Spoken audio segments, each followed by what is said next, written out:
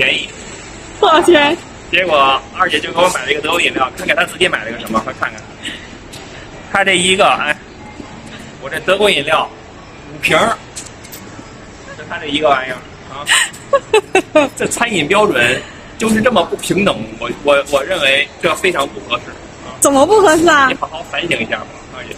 真的，来吃哈根达斯的时间到了，拜拜。餐饮标准一点都不合理。你看，在这计量单位都写的是啊 ，1 pint， 什么意思呀？就是一个品托。